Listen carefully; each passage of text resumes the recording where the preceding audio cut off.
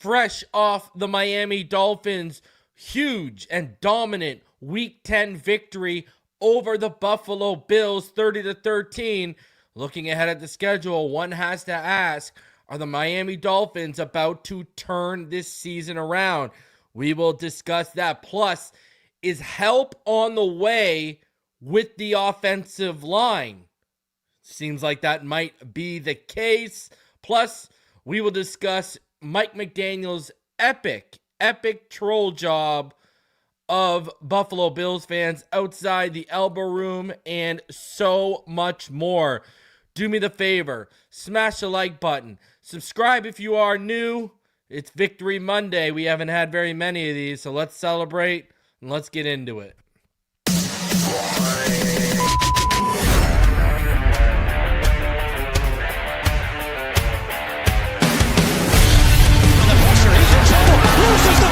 Touchdown! Got it! You have got to be kidding me. Jalen Waddle has a Dolphin touchdown. And he will score! Field down the near side, man open, touchdown!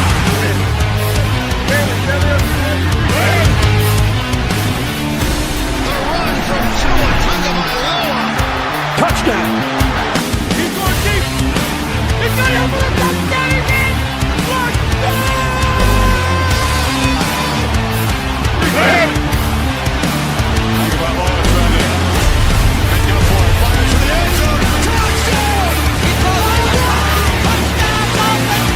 Beautiful day to be a Dolphin fan. Let's go!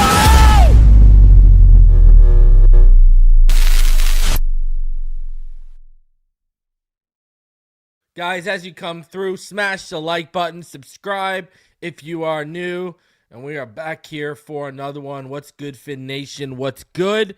Man, it feels good today, doesn't it? Hey, wake up with a little bit of extra pep in your step after watching the Miami Dolphins absolutely put belt to ass and mollywop the Buffalo Bills. I mean, can't say enough of good things. You know, not only was it the first time since 2018 the Bills lost by more than 7 points to a divisional opponent, but man, I mean, talking to people yesterday, it was honestly, you know, here's the thing. Watching Josh Allen for the first time in his career against the Miami Dolphins, when they would zoom in on him, and you could see the look in his eyes. He had no answers. He didn't know. For everyone that praises Brian Flores, you better be giving Anthony Weaver his flowers right now, because even Brian Flores couldn't do that to Josh Allen when he was with Miami.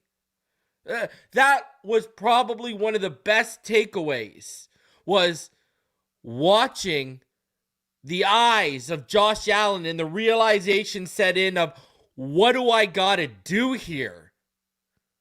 What do I need to do to beat these guys? I mean, that was an absolutely fantastic feeling. That was one of the best takeaways. And Gavin, listen, there's a lot of Dolphin fans there's a lot of Buffalo Bills fans in my area, especially now that they've been winning.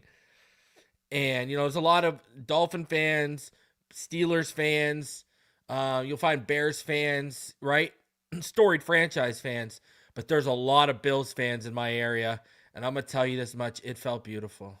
I'm going to tell you this, Saturday night, I took the family out to a really, really nice restaurant, and we were walking out, and I saw someone, you know, with some Bills gear on as they were waiting to be seated, and I listen, I said this before, I'll say it again. If we were only going to win one more game the rest of the way, let it be that game.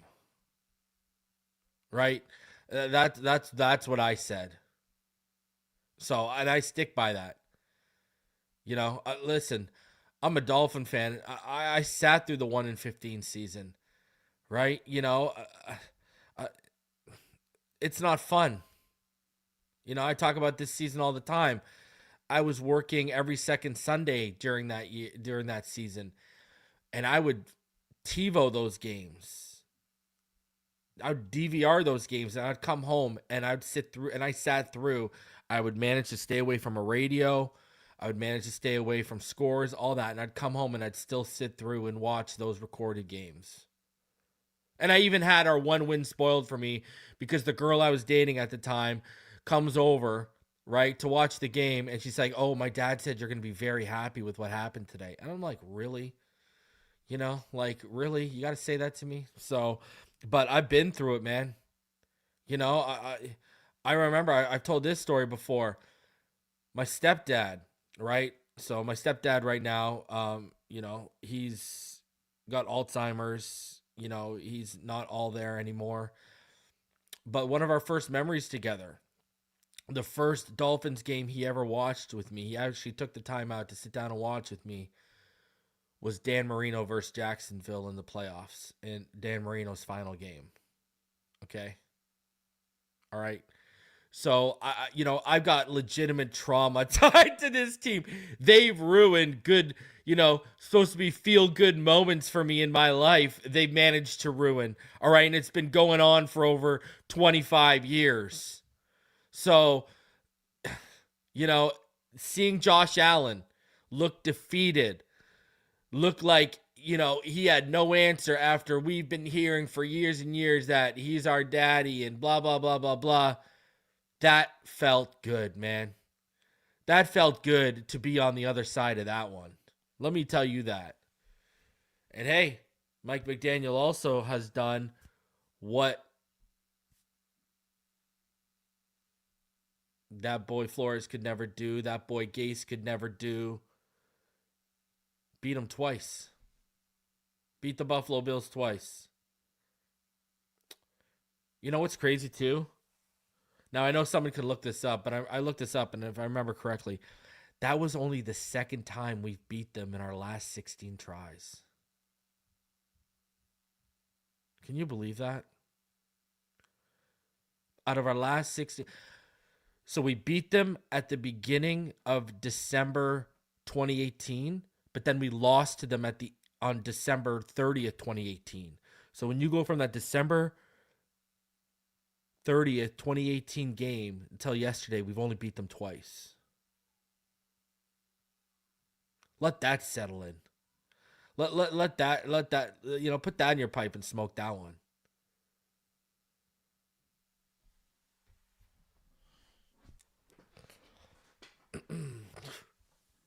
Man.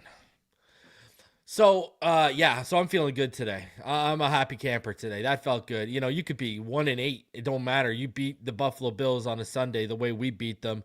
You're feeling it, right? You're feeling it. You know, you got a little extra pep in your step. So, guys, smash the like button. Subscribe if you are new as you come through. We're going to get into some stuff here. Number one, the day started off with Brian Daboll being fired by the New York Giants. Now, everyone knows I am a huge Jackson Dart guy. I wanted him last year. Big Jackson Dart guy. We've already established that if you watch me, okay? Man, he was doing that kid a disservice. He was going to get him killed like Mike Shanahan got RG3 killed. All right? We're going to talk about that, Aaron. Stick around, brother. But, you know, he was going to get that kid killed, man. I want you to, when you put things into perspective, listen to what I'm about to tell you, okay? Jackson Dart, all right? He didn't start games until week 4. Okay, we're in week 10. Okay? He's been evaluated for concussion 4 times. He's taken 75 quarterback hits. He leads all quarterbacks with 25 designed runs. And again, he didn't start till week 4. He's battled hamstring and ankle injuries. Jackson Dart has superstar quality, and Brian Daboll was about to ruin him. That is crazy, man. I want y'all to think about that, right? Tua with his concussions. This man's been evaluated 4 times in 7 games for concussions. And we were all worried about Tua getting 2 in 1 year. Jackson Dart, rookie, if he's been evaluated 4 times, there's a good chance half of those came back, And we all saw Brian Daboll, that one game where Brian Daboll was going to the blue 10 and basically almost yanking Jackson Dart out of it. But I do agree with Wesley. Just like Tua, Jackson Dart needs to learn to protect himself. I mean, you guys saw it. Guys, also remember, they're talking about the regular season. Put your hand up if you watched every Jackson Dart performance in the preseason, because I did. And you remember Daboll was pulling him from games because he was running and leading with his head and he was taking big shots. He was taking these shots in the preseason as well, not just the regular season. Now, their GM, Joe Schoen, he's going to stick around. He's staying in power. Daboll's gone. And I know what that is, The owner, Mara, is looking at it and being like, you're going to get this kid killed, and I think we drafted the right guy. Now, does Brian Daboll go back to Buffalo because of his relationship with Josh Allen? Mike McDaniel isn't going to replace Frank Smith with him, even though he's got a relationship with Tua dating back to Alabama, right? He's not going to... Brian Daboll ain't coming here. Does he go to Buffalo? So that's interesting. Now let's stick to some Miami Dolphins stuff here, okay? Let's get into some Miami Dolphins stuff. Some that, impacts us. As you guys know, or if you don't know and it's your first time hearing, I'm coming down for the Bengals game this year, okay? I'm going to be down there for the Bengals game. Here is the deal, ladies and gentlemen. We just saw Lamar Jackson come back from injury with us. We've talked about it a few times on the show, stuff that I'd been hearing, that Burrow was coming back. Well, Burrow is going to be back for our game. Burrow is planning to come back for the Thanksgiving game. So, Joe Burrow, those last 4 games, which are probably the toughest on our schedule, just got a little tougher. Now, we'll talk about this further in depth. I will say this. Joe Burrow coming back is 110% worrisome, but that defense is a wet paper bag. So, in Cincinnati. So, but Joe Burrow, it's looking like he's going to be back for week 13 against the Ravens. They've activated him. He started practicing today, so he has 21 days to return. So he's on schedule to be back against the Miami Dolphins. Joe Burrow will be returning. So could we see a shootout? I don't know. Because that defense is not good. That defense is terrible. All right, I want to get into some of my takeaways from this week too. And then I want to get into the Jabroni of the week and stuff. You're going to be in Cincy, bro? I'm 45 minutes away. No, the game's in Miami, brother. The game's in Miami in prime time. And from talking to people I've spoken with, apparently that game is locked into prime time and can't be flexed out of prime time. So anyone who is worried about that December game being flexed out, from what I understand, that game cannot be flexed out of prime time. So Bengals and Dolphins will be a primetime game no matter what. So yeah, I'll be down there for that. Basically, I'm flying into the fam with Orlando on Thursday. Saturday, me and my good friend Sean, we're going to be coming down. We're going to the Panthers Blues game Saturday night. And then Sunday, we're going to Dolphins and Bengals. So it's going to be a great weekend. I can't wait, man. Said, that's right, my bad. No, it's not your bad, bro. Just letting you know. So it's going to be a fantastic weekend. If any of you are around and want to link up, Phinside The NFL at gmail.com. Email me and we can set something up. All right. Now, before we get into everything, I do want to shout out the sponsor of today's video. That, of course, is Sleeper. Listen, use my code Phinside right now. Go use it on Sleeper right now. You can get a free $20 deposited with no deposit required on your end by Sleeper that you can use tonight in the Monday night game. Or you can save it for Thursday or the weekend, whatever the case is. But, man, if you think you know football, this is a chance to up to 1,000 times your money with Sleeper. All right? So it's just about, can you turn your football knowledge into real money with that Sleeper app? It's the ultimate fantasy sports app that can turn game day into payday. All right? With more stats than any other daily fantasy app, just choose 2 or more of your favorite players.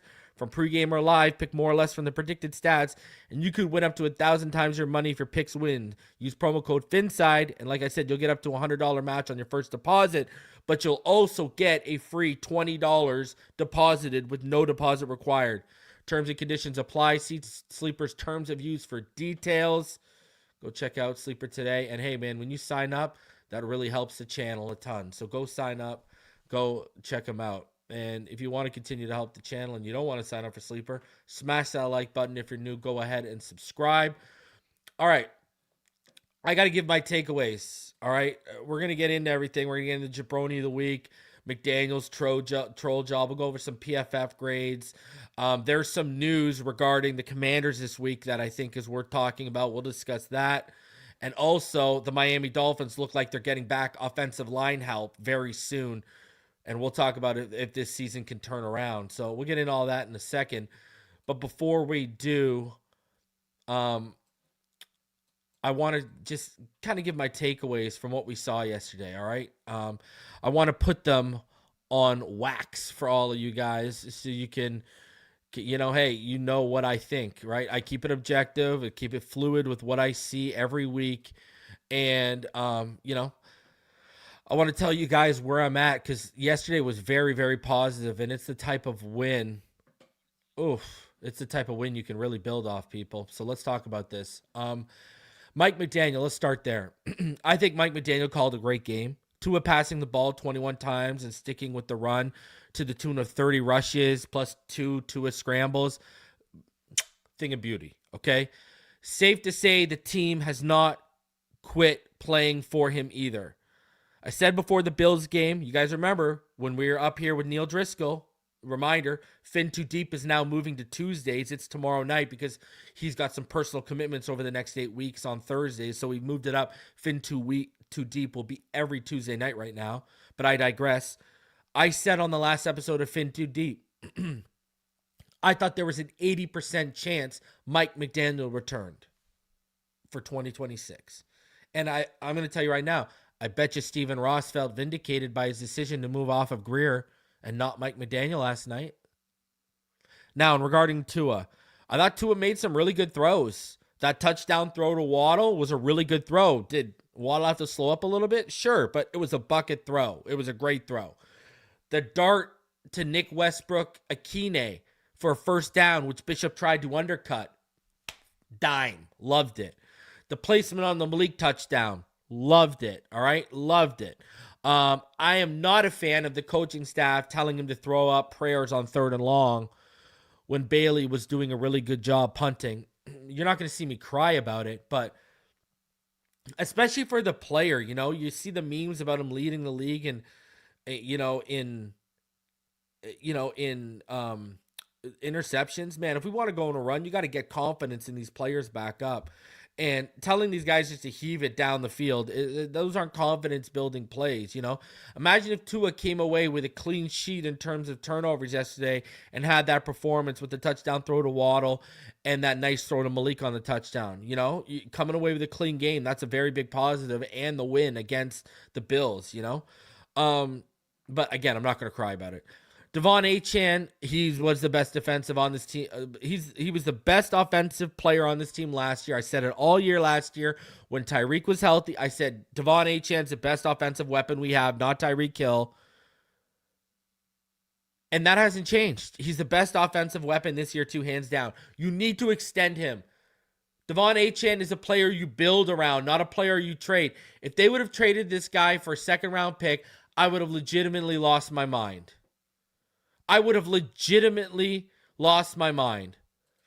Yes, Mike McDaniel came out and advised him that they want him to do that. And then I heard through the private grapevines from a link to the coaching staff that yes, this was in fact true. And I heard that from my link before Mike McDaniel went to the podium.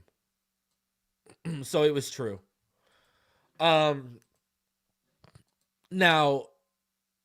yeah, you need to extend Devon Achane. This isn't even a discussion. That Jalen Wright run where he stiff-armed Bosa and ran over Cole Bishop, that is what we need from that kid. That is what you traded up for. Jalen Waddle, I don't care what anyone says. Jalen Waddle continues to answer the call of a wide receiver run. You cannot tell me any different right now. I'm sorry. I don't care what anyone tries to say to me about him. He is a wide receiver one right now. I mean, you look at this man and what he's done, all right, since Tyreek went down. And it is impressive stuff, all right? Jalen Waddle, all right? He's 15th in targets since Tyreek Hill went down, all right? He's 15th in targets, so it's not like he's even top 5 or top 10. He's 16th in receptions. Remember, I told you guys this all last week and the week before. Go do the exercise. Go look at the amount of times he's had 10 or more targets over the last couple of years. It's not very many, all right? But, so he's 15th in targets. He's 16th in receptions. Since Tyreek went down, he's 4th in the NFL in receiving yards. He has 533. His 3 receiving touchdowns are tied for 5th. He's 5th with 25 first downs. Like, Jalen Waddle is producing without wide receiver 1 level targets. Now, I did say him and Achane needed to be the focal point in my keys to victory. If you go back and watch my previous show, my keys to victory actually ended up boom, boom, boom, being pretty spot on. But I'm sorry, Jalen Waddle has continued to answer the wide receiver 1 call since Tyreek went down. Like Achane, you build around players like that. You do not trade them away. I'm sorry. I can't get down with that noise. You can't convince me. You couldn't convince me when it was rumbling. You can't convince me now it's a good idea. Are the Dolphins good at tight end with Julian Hill, Greg Dulcich, Hayden Rucci, and Waller when he's healthy? I think they might be, people. I think they might be. That jumbo package with Brunskill continues to be fruitful for this team when running the football. Savaiya Naya isn't as nearly the liability he was early on, which is an improvement, but he still has a lot of work to do in pass pro. But you're seeing what I've been telling you. The reason why they stick with him on the field is because of what he offers them in the run game. You know, I know people tried to say Liam Eichenberg, he's Liam Eichenberg bad. Liam Eichenberg didn't offer you anything in the run game and didn't offer you anything in pass pro. Jonas Savaiya Naya, yes, he's a work in progress in pass pro, but in run blocking, I mean, he's moved people. He's opened holes for big runs this year multiple times. I think you need to extend Aaron Brewer. Cole Strange. I saw a few next level blocks from Cole Strange. He continues to be serviceable. Kudos to Anthony Weaver. You know, he got this defense finally to the level we all thought he'd have them around to open the season. They've been playing at this level over the first 8 weeks. This team is probably 7-3 or 6-4 because I think they beat the Patriots. I think they don't blow the lead, 17-point lead to the Panthers, and I think they finish off the Chargers. And probably they beat the Bills the first time this year. Bradley Chubb not getting traded at the deadline paid off with probably his best game of the season. Jordan Phillips is going to be a problem. That too was his best game so far as a pro, I thought. You continue to see the light is coming on. Blink, blink, blink for Kenneth Grant. It's apparent, you know, he had a few pressures. He was ready to clean up that sack if Seiler didn't. Like, you know, Kenneth Grant, it's coming on, man. It's coming on. I think like Brewer, like Achane, you need to extend Jordan Brooks. He's awesome. He's playing awesome right now. He was fantastic yesterday. Love seeing guys like Willie Gay get in there and making some impact plays. I think the Dolphins have found something in Juju Brents. What a game. He just needs to stay healthy. That's been a problem for him since being drafted, but they've got something in Juju. I really loved Juju. Juju was on my 2023 man crush list. If you go back, go look at Twitter, go whatever, Juju Brents was a 2023 man crush for me coming out of that draft. So I'm high on Juju. Jack Jones, he continues to make impact plays for this defense. Sure, he's far from perfect, but you can't deny he's been very good for what he's been asked to do. Ethan Bonner, you need to go, bud. You need to get in the same line that Tanner Connor got put in. Jason Marshall Jr., very impressive in coverage against Keon Coleman. He played really well on the outside. Minka Fitzpatrick, he's been solid all year, but I thought you saw the all-pro Minka Fitzpatrick yesterday against the Bills. That's a great sign. Dante Trader Jr., he's getting better and better with more reps. That's clearly evident. So there were a lot of positives I took away from yesterday. A lot of positives I took away from yesterday. Now, you know we got to do it. Who's my jabroni of the week? Reason, the Dolphins are coming off a win. You know? How could anyone be a jabroni? Well, I'll tell you who the jabroni was. Because I saw there were people down. I saw there were people that said they would have still traded him after it came out that we only asked that, you know, we were open to a second. To me, I'm going to tell you who my jabroni of the week is. Let's get into it. My jabroni of the week is anyone who wanted to trade De'Von Achane at the trade deadline. Anyone who saw that we were going to get a second round pick. Are you crazy? This man put up 225 all-purpose yards against the Bills. I'm going to tell you something right now. I want you to listen to me and listen to me very closely. Because I want you, when we're done here, to go research me and try to prove me wrong. De'Von Achane. What has been a big problem with the Miami Dolphins in big moments, in big games, and against teams like the Buffalo Bills. We talk about it every year. Go back to when Flores was here, and we had to beat the Buffalo Bills to get in. We got blown out so bad, Matthew Barkley was in the second half looking like Aaron Rodgers against us. Go against the Tennessee Titans, whoever you want to name, okay? Enough players don't get off the bus. What do we talk about here, right?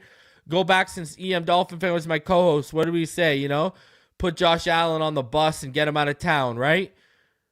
Sorry, Josh Rosen. Put him on the bus. When other people were calling, remember, other people were calling Josh Rosen a franchise quarterback, and we were saying, put him on the bus and get him out of town. Well, what happens when a lot of these big moments we talk about this. Not enough players get off the bus, right?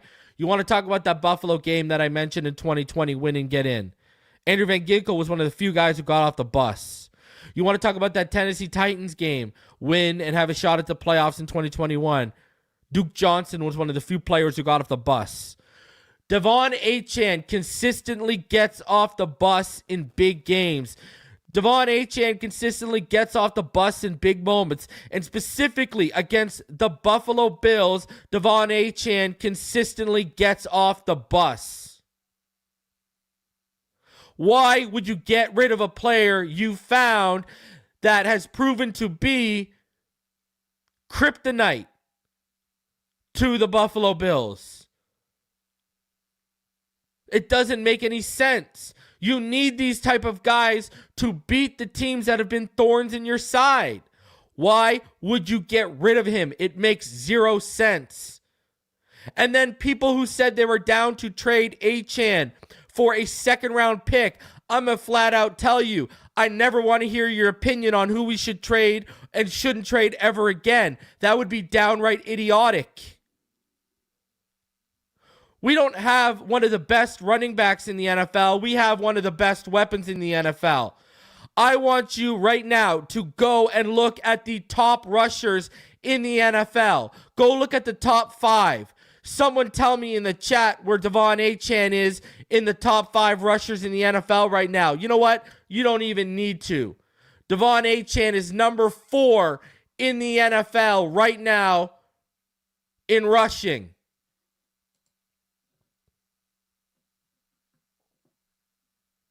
You heard me damn right. De'Von Achane has 780 yards. He is number 4. He is only 8 yards away from number 3.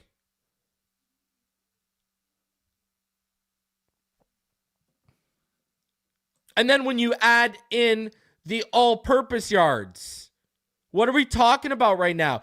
You've got a player right now who has 780 yards rushing with 5 touchdowns, and then he has 4 touchdowns through the air, so 9 total touchdowns and 325 receiving yards. Are you kidding me right now? 1,105 yards? This guy is averaging 115 all-purpose yards per game, and he's averaging damn near a touchdown a game. I will repeat what I said yesterday.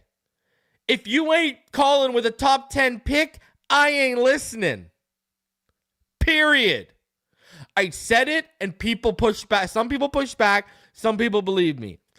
We have a modern day souped up 4-2 version of Reggie Bush.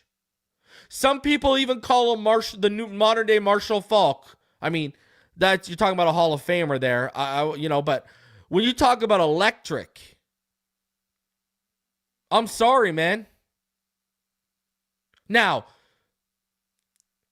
was Reggie maybe a little bit more shifty?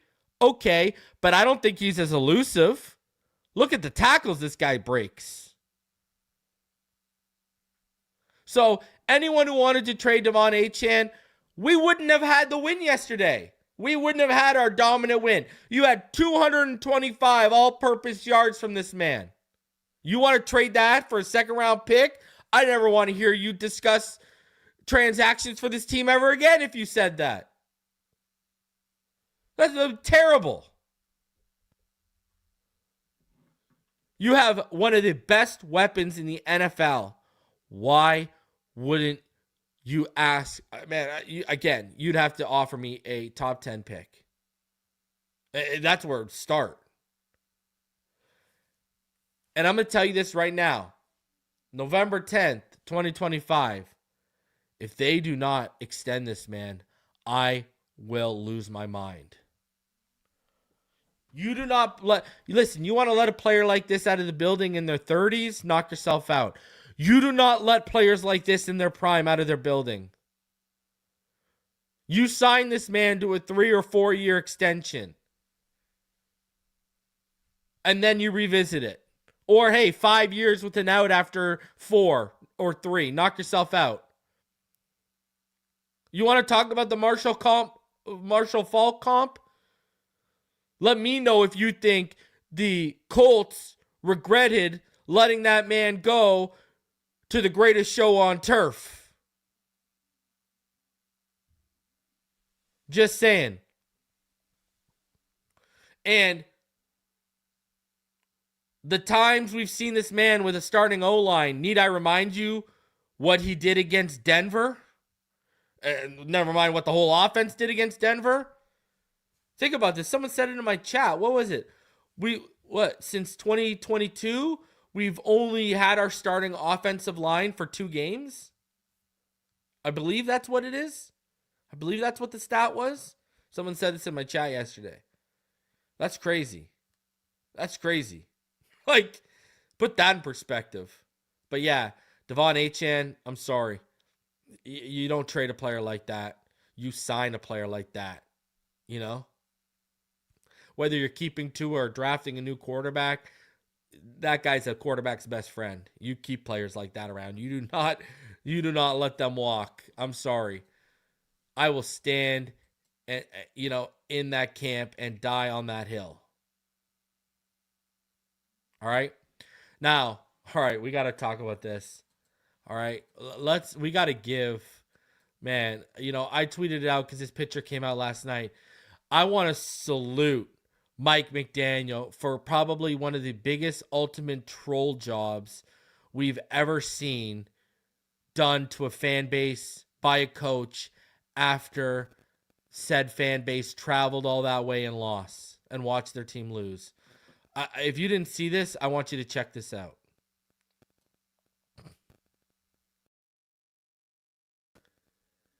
That is Mike McDaniel in the background at the Elbo Room, all right? Where Bills fans, where the Panthers celebrate their Stanley Cups, but where Bills fans go and celebrate. And there is Mike McDaniel trolling them. Now, people are like, is this AI? Is this real?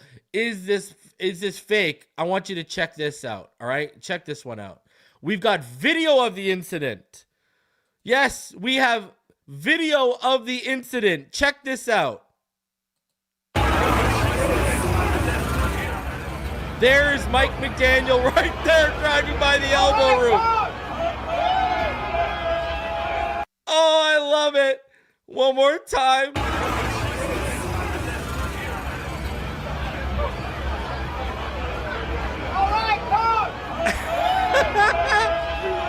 Oh my God, listen. Whether you want him gone or not, or whether you want him to stay, we can all unite on the fact that that is absolutely hilarious. That is absolutely hilarious. I mean, bravo, coach. For that moment, I will say that's my coach right there. I am proud that he is my coach in this moment right now. That is absolutely fantastic. You know what's funny? My buddy, who I'll be going to the Bengals game, he hits me up and he said, this is before this all comes out again. This is at like 6 o'clock. These pictures didn't start coming out till like 10 or 11 o'clock or whatever. And so he hits me up and he's like, actually hit me and Doug up. And he said, hey, I was just stopped at a crosswalk and we saw Mike McDaniel in a black Bentley, tinted out. He said it was a sweet ride.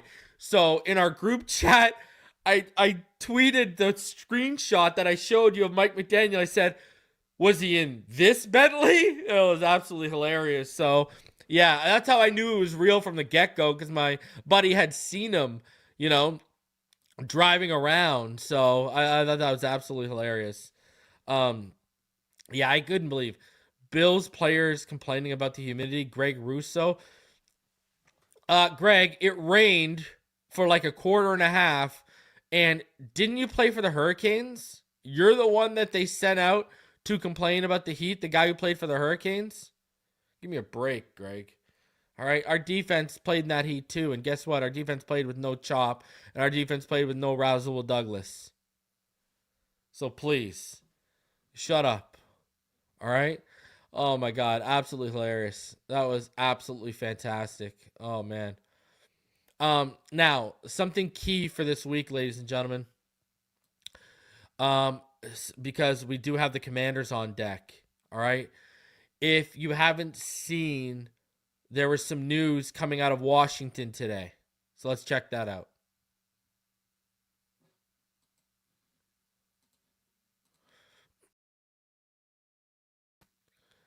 So Dan Quinn said he's taking defensive play calling away from Joe Witt Jr.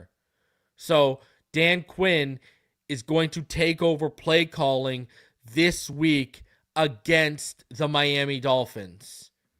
Now, that is a somewhat significant development because we all remember how good Dan Quinn, well, first of all, we all know how great of a defensive mind he is. I mean, there's no one's going to sit here and deny that by any stretch of the imagination. But we all remember how good he was when he was calling that defense in Dallas, right? So, yeah. And right now, I mean, the fact of the matter is the Commanders defensively, they are struggling. I mean, they are just not good right now on defense. And they are getting... Yeah, they're getting handled, right? Like, they just coming off allowing 44 points against the Lions. They allowed 38 against the Seahawks. They allowed 28 the week before that against the Chiefs. They allowed 44 against the Cowboys, right? Like they've had a real defensive problem for the majority of the last 5 weeks. And clearly he's trying to, he in his own way, he's trying to put a Band-Aid on the situation. And, listen, I know people are going to be like, well, the Dolphins are coming off beating. This is the type of stuff. I mean, we saw the momentum and the energy it gave when, Jets players, young, hungry players reacting to Sauce and a guy like Quinn and Williams getting traded.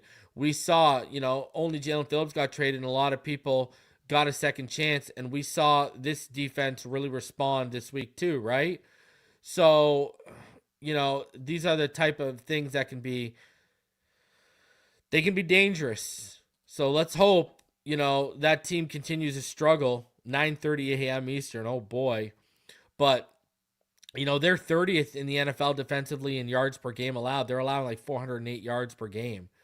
They're 31st in passing yards allowed, the Commanders. They're allowing like 260. They're 29th in points allowed per game. They're allowing like 20 points per game right now. So, yeah, they're not good right now defensively. So they're looking for a shot in the arm. We'll see what happens. That's for sure. All right. I wanted to talk about this. I wanted to talk about the Miami Dolphins looking like they are going to regain some help on the offensive line. Now, do me the favor, over 300 of you in the room, smash the like button. Subscribe if you are new, please, but get those likes up. Smash that like button. Let's go ahead. Let's pound that like button like the Dolphins pounded the Bills yesterday, all right? So Mike McDaniel, he was in front of the media today. He also, Mike McDaniel, gave a dance around answer about trolling Bills fans. It was that, he was blaming it on AI.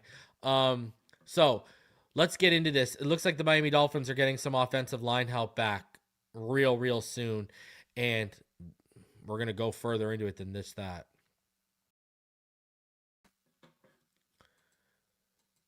So the Miami Dolphins' most injury-depleted position could be regaining one of its starters this week. Mike McDaniel wouldn't specify which one, but it appears an offensive lineman could be cleared to participate in Wednesday's practice as the team begins its preparation for the Madrid game against the Washington Commanders. James Daniels, the team's top free agent addition, played all of 3 snaps before sustaining a pectoral injury in Miami's season-opening loss to the Colts. Daniels, the projected starter at right guard, has been replaced by Cole Strange. Jackson, who missed most of camp with a broken toe on his left foot, re-aggravated the injury against the Colts in his return and got shut down for 9 weeks. Jackson, Miami's starting right tackle, has been training on the field with the assistance of trainers, doing cardio work, and it appears he could be the first person ready to be taken off injured reserve. Another injury news, Chop Robinson has one more stage to clear before he exits the NFL's concussion protocol. Rasul Douglas, Ashton Davis, Julian Hill, D. Eskridge should all be cleared to practice this week. So the Dolphins held all 4 out of Sunday's 30-13 win over the Buffalo Bills for precautionary reasons. So the Miami Dolphins are getting potentially Austin Jackson back. I think this is huge, especially for a team that runs as much screens and likes to run the outside zone stuff that we do. Larry Borom had some struggles yesterday, I thought. I thought he had some serious up and downs. And now that the Miami Dolphins are potentially getting Austin Jackson back, that's a shot in the arm for the run game and the pass game. So, let's hope this is legit and we see him this week. Now, the scary thing with a guy like Austin Jackson is, I'll knock on wood, another one could be right around the corner. This guy's hurt more than Tua Tagovailoa. I mean, that's just a fact of the matter. You all know what I said. I was not happy when they restructured him and they got on the hook for $16 million next year when he's hurt more than Tua. If you weren't going to restructure Tua's money to create space, why would you restructure a guy like Austin Jackson? I've been very adamant. If this team is drafting offensive line in the first round, I want Spencer Fano or I want a Francis Moigoa in that order to replace this guy. We got to move off of him. We need a dependable bookend tackle to match Patrick Paul. And Austin Jackson's just not that right now. Now, when Austin Jackson is healthy, you can feel his presence and see his presence helps a ton in open space, on screens, in the run game when you're running off the edge. You can see it. So, listen, hey, let's talk about it right now. Are the Miami Dolphins about to turn their season around? This is how good things start. Now, people are going to look at me and be, Reason, we're 3-7. Are you crazy right now? Well, let's look at history here for a second, okay? Let's look at history. What does history tell us? Do you remember? Put your hand up if you remember 2022. Do you remember 2022? We started 1-7. This team got to 8-7. Remember? And then we lost that Tennessee game we were talking about earlier. But then we beat New England when we finished 9-8. But if you beat that Tennessee game, all of a sudden, right? This team won 8 out of its last 9. Right? 2024, just last year. This team started off 2-6. They finished the rest of the way 6-3. Now, obviously, the poor starts in both those years are what ended up biting them in the ass. But this team has a history of starting slow and rebounding.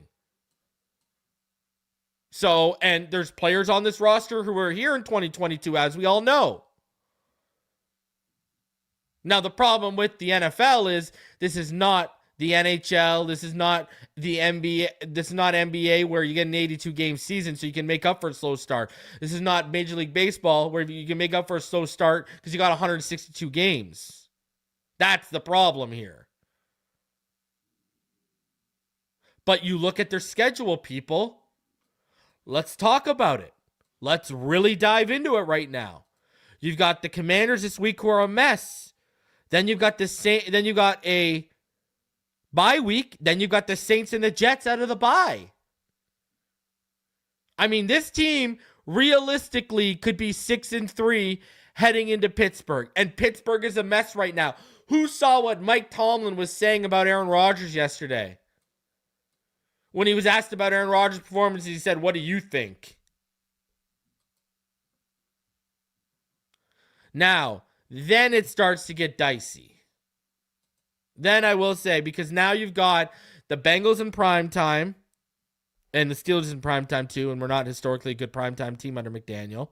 But we got the Bengals in prime time, but their defense, it's a wet paper bag right now. The last 2 games are what worry me the most. If you want my honest opinion, I'm worried about the last 2 games. I'm worried about the Bucs, because y'all know I'm a Baker Mayfield guy, and him and Emeka Buka, and you all know us an Emeka Buka guy coming out last year too. I was just fawning over him, and I was saying that's who, if the Dolphins are taking a receiver to replace, Tyreek Hill, that's who I was telling everyone that's who we should take, was Emeka Buka. And then the Patriots. Now, the Patriots could have the division sewn up and could sit starters in that final week. And I'll tell you this, the fact that I'm even saying that after we were battling in week, 17 in 2023, when we were battling for first place in the conference, and then we had a chance to sew up the division against the Bills and blew it. And now we've sitting around and watched May, who I loved and I predicted would be this good.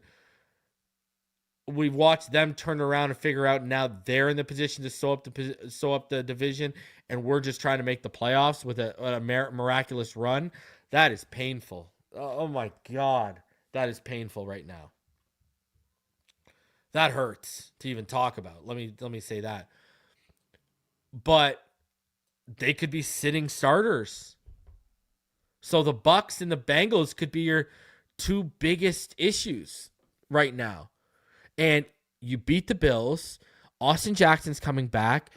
What if James Daniels comes back in that? More momentum. And you beat and you pound on the Commanders, the Saints, and the Jets. All of a sudden, you're 6-7. You've built a whole bunch of confidence. You built a whole bunch of momentum. Guys and gals, that is a recipe. Now, I'm going to say this.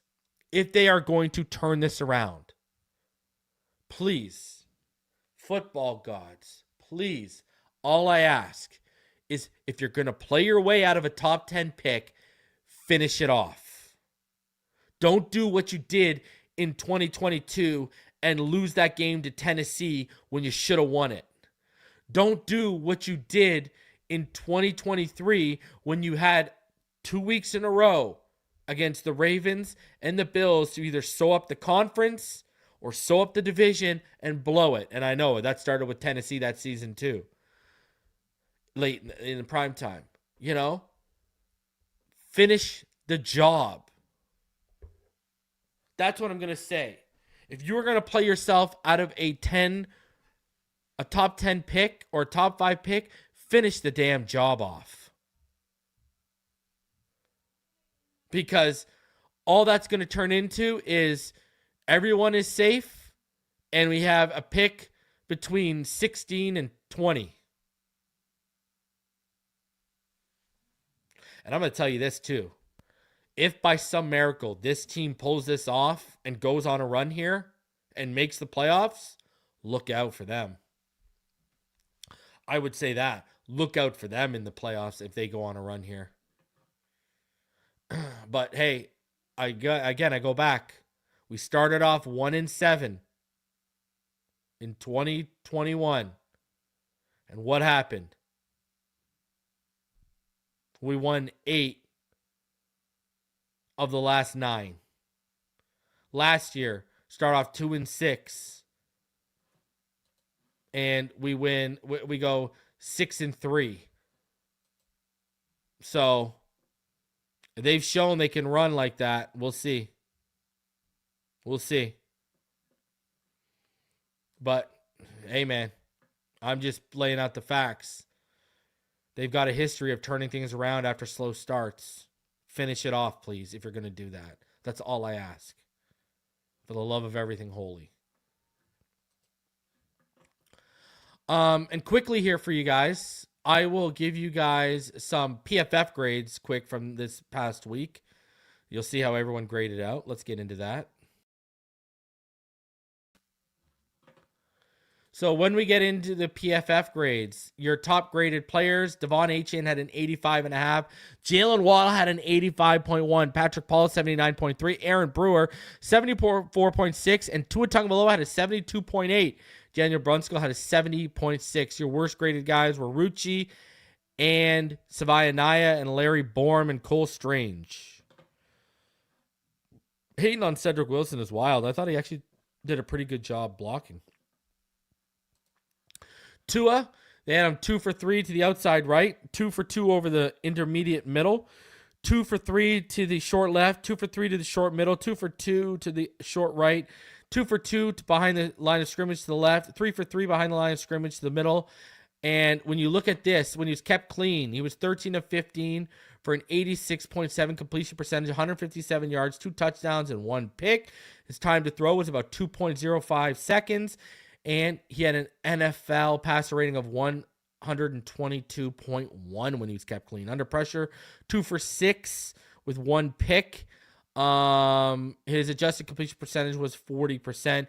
And his average depth of target dropped from 10 to 9.6. He had 2 turnover-worthy plays when he was kept clean as well. And you look at, man, out of play action, 8 for 8, 130 yards and a touchdown. Wow. Just murdering it off play action. When you look at the blocking, right here, Dolphins only allowed 7 pressures. Jonah allowed 4 of them. 1 from Brewer, 1 from Paul, 1 from Strange. Defensively, Jordan Brooks was your best player at an 89.1. Juju Brent's number 2 at a 79.6. Ifeatu Melifonwu, number 3 at a 77.8. Quentin Bell was number 4 at 72.6. Minka, 71.2, had him 5th overall. Jack Jones was 6th. And Jordan Phillips was 7th. Ethan Bonner, Tyrell Dodson, Matthew Butler, Cameron Good, and Zeke Biggers rounded out your top 5, and that matches the eye test for sure. In coverage, a couple guys I do want to highlight. Tyrell Dodson, he was not good in coverage. I mean, we saw that, he wasn't good in coverage. He allowed 5 receptions on 7 targets for 55 yards and 2 first downs. Jason Marshall allowed 5 receptions on 7 targets, but he had that big pass breakup on Keon Coleman. He was decent. Micah Fitzpatrick targeted 6 times, allowed 5 receptions for 39 yards, 2 first downs. He had the pass breakup on Jackson Hawes. Jordan Brooks targeted 6 times, allowed 6 receptions for 54 yards and 2 touchdowns. Juju Brents, he was targeted 5 times, allowed 2 receptions for 12 yards, and he had the pass breakup on Coleman. Love it. Quentin Bell targeted twice, allowed 1 reception for 2 yards. Also had a drop from Ray Davis. Jack Jones targeted twice, allowed 2 receptions for 12 yards and a first down to Ty Johnson. Bradley Chubb, he was targeted once and allowed 1 reception for 25 yards to Shavers. Ifeatu Melifanu, he had the pick on the only target he had against him. Ethan Bonner targeted once, allowed 1 reception for 35 yards and a touchdown to Keon Coleman. Dante Trader targeted once with Khalil Shakir and allowed no receptions. Love it. Love what we saw there. Great stuff. Fantastic stuff. Love it. So those are your PFF grades for the Miami Dolphins in Week 10. Man. What a great... Is it going to get better? Is it going to get better than that moment? I know Bills fans right here saying, well, that was the Dolphins Super Bowl. Okay, well, if that was our Super Bowl, at least we won one. And at least we won one this year because y'all ain't winning one. That's what I would say to any Buffalo Bills fan that wants to hit us with the, oh, it's your Super Bowl. Okay, well, at least we won one this year. Y'all ain't winning one. Y'all ain't win one ever. Boy, I love losing Super Bowls. Hey, one of my favorite 30 for 30s, the 4 Falls of Buffalo. Fantastic stuff. I love watching them lose, right? Them and the Philadelphia Flyers, 2 of my most hated teams. Oh my God, I can't stand them. Add the, that's what hurts to watch Drake May. Add the Patriots to that list too. Obviously the Yankees and the Maple Leafs as well. But man, God, I hate the Buffalo Bills. I've hated them since I was a kid. I've hated them so much, man. Watching us lose playoff games with Marino to them. Oh my God. Some of my first tears in sports as a kid were watching the Buffalo Bills beat us. Hate them. Can't stand them. So, I just, man, I love it. I love it. And that was the first time since 2007 that the Dolphins had the Bills to a scoreless first half. That was something we hadn't done in 18 years. Right? And then they put up 13 points against us. Josh Allen is averaging about 32.6 points per game against us. I love it. My God. How can you not be jacked over that? How can you not be jacked over that? Absolutely fantastic stuff.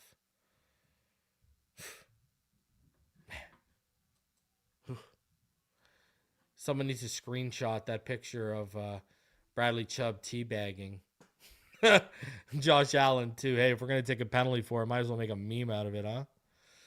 Oh my God! Hip hop, hooray to our Dolphins! Hip hop, hooray to our Dolphins too, man.